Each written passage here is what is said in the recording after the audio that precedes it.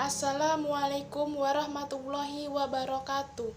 Kami dari kelompok 2 dengan tema Teori Kewirausahaan yang beranggotakan saya sendiri, Ika Wahyu Septiana, NIM 206180101 dan rekan saya Ida Ayuni Laila dengan NIM 206180129.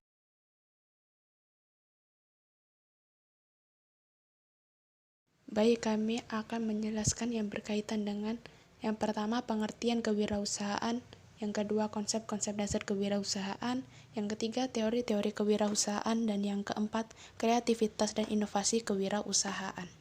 Di sini saya akan menjelaskan tentang pengertian kewirausahaan. Istilah kewirausahaan, kata dasarnya berasal dari terjemahan entrepreneur, yang dalam bahasa Inggris dikenal dengan between taker atau go-between. Kewirausahaan merupakan sikap mental dan sifat jiwa yang selalu aktif dalam berusaha untuk memajukan karya baktinya dalam rangka upaya meningkatkan pendapatan di dalam kegiatan usahanya.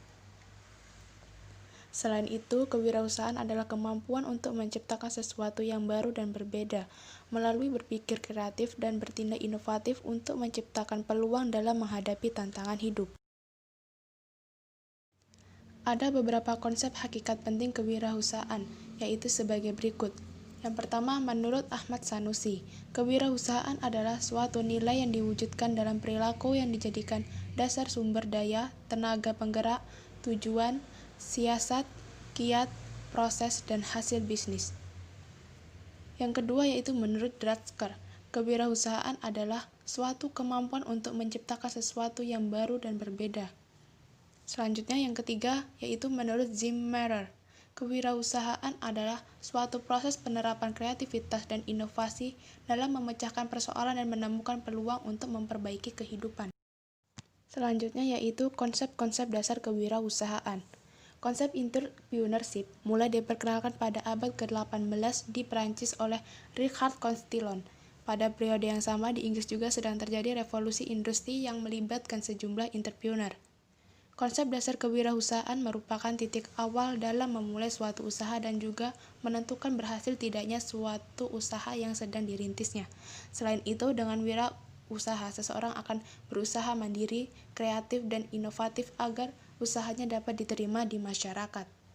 Oke, bismillahirrahmanirrahim. Di sini saya akan melanjutkan penjelasan dari Mbak Ika, yaitu poin C pada teori kewirausahaan.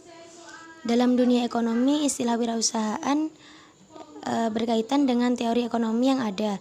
Kewirausahaan merupakan proses mengidentifikasi, mengembangkan, dan membawa visi dalam kehidupan.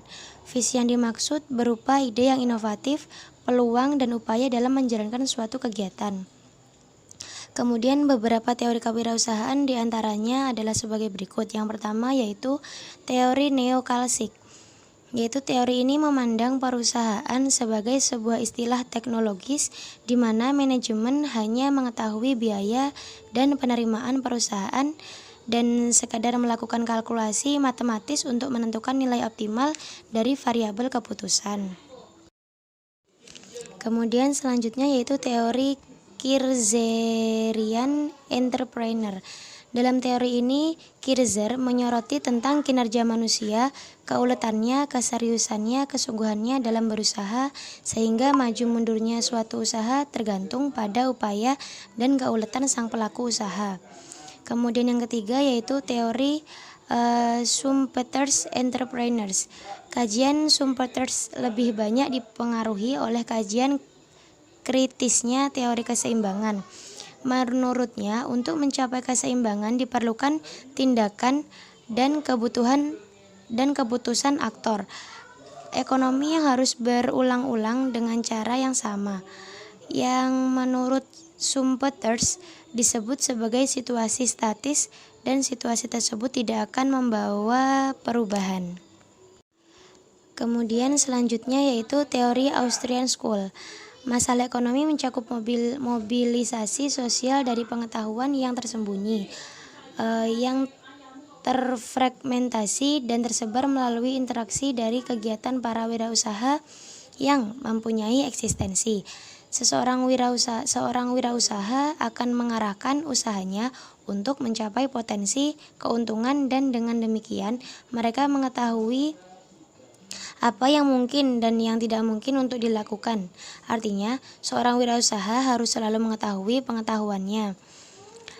Seperti informasi, contohnya, baru di mana orang banyak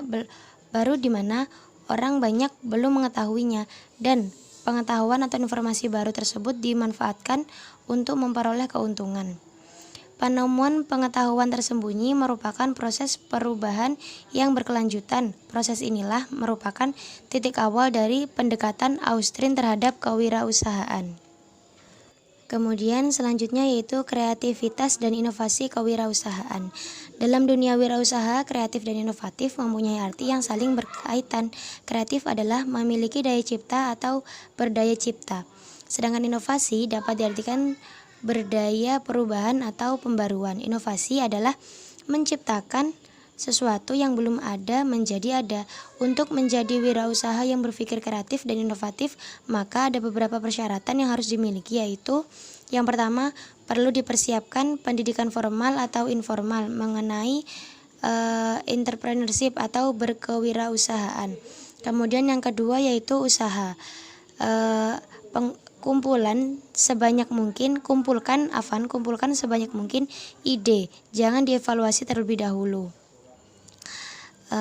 Kemudian selanjutnya yaitu inkubasi, yaitu menggabungkan ide-ide yang sudah ada sehingga muncul ide atau embrio baru.